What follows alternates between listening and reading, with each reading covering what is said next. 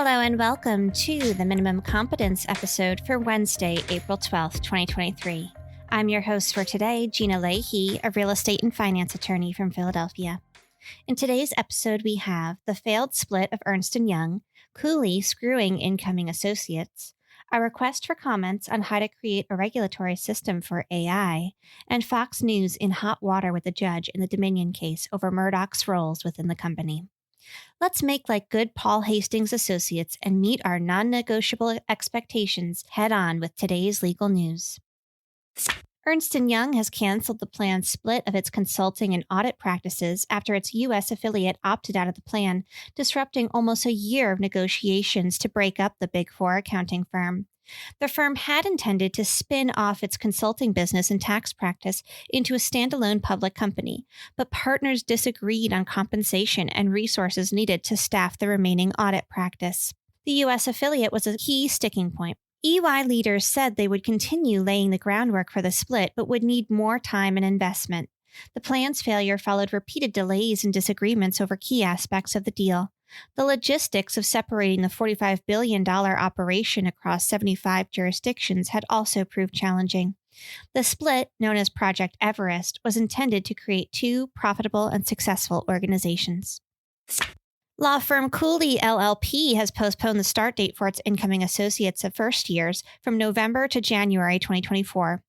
The law firm, founded in Silicon Valley, has laid off 150 lawyers and staff from its offices across the U.S. in late 2022. Cooley was one of the biggest recruiters of new talent during the pandemic, but shifting economic conditions have led to a slowdown in demand for business transactions work, resulting in some trimming of headcounts. Cooley has declined to comment on the delay. Junior associates have had a hard time in recent years, and recruiters predict that other firms will follow Cooley's lead in delaying start dates, especially those who overhired in 2021 and are expecting large first-year classes this fall. During the height of the pandemic, some law firms delayed the start dates for their incoming first-year classes and made paid cuts, furloughs, or other moves to trim costs. But by 2021, booming transaction markets created a frenzied demand for associate talent that forced firms to hike salaries and roll out a bevy of bonuses. However, with the recent market disruptions and overall decrease in transaction volume, some firms found themselves with more associates than work to go around as demand later cooled. The National Telecommunications and Information Administration, part of the U.S. Department of Commerce, has launched a request for comment to ensure that artificial intelligence systems work as intended and do not cause harm. The Biden administration is working to create a cohesive approach to AI-related risks and opportunities. While AI systems are being recognized for their benefits, there are concerns about the potential risks to individuals and society that could result from these increasingly powerful systems. The NTIA is seeking feedback on policies that can support the development of AI audits, assessments, certifications, and other mechanisms to create a regulatory system that creates trust in AI systems. The request for comment seeks input on what policies should shape the AI accountability ecosystem, including topics such as trust and safety testing, data access, incentives for accountability, and approaches for different industry sectors. The Biden administration aims to support responsible innovation and ensure appropriate guardrails to protect Americans' rights and safety with regard to AI. Comments are due 60 days from publication in the Federal Register, which would be June 10, 2023.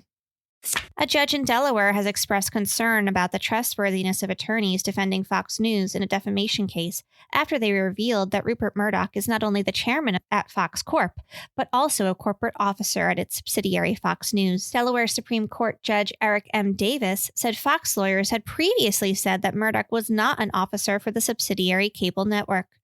Counsel for Fox News called Murdoch's position with the network honorific and said the role had been disclosed during a previous deposition.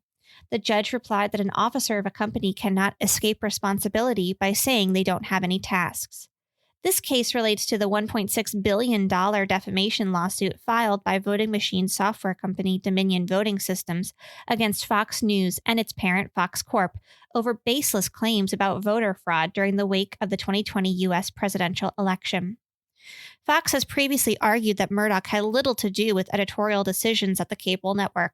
The judge claims that such information could have led him to make different rulings earlier in the case. Thanks so much for listening to Minimum Competence, your daily news podcast for lawyers. If you're looking for more than minimum competence, links to further reading on all of the topics touched on today are in the show notes. If you have any questions or story suggestions, find us on Mastodon on the esq.social instance. I'm at Gina, and my co-host Andrew is at Andrew. Reviews go a long way towards helping new listeners to find our show. If you have a moment and can leave a rating or review on your podcast player, we'd appreciate it. And if you know someone that might be interested in a story we cover, consider sending them the episode. Minimum Competence is available at minimumcomp.com and wherever you get your finely crafted podcasts.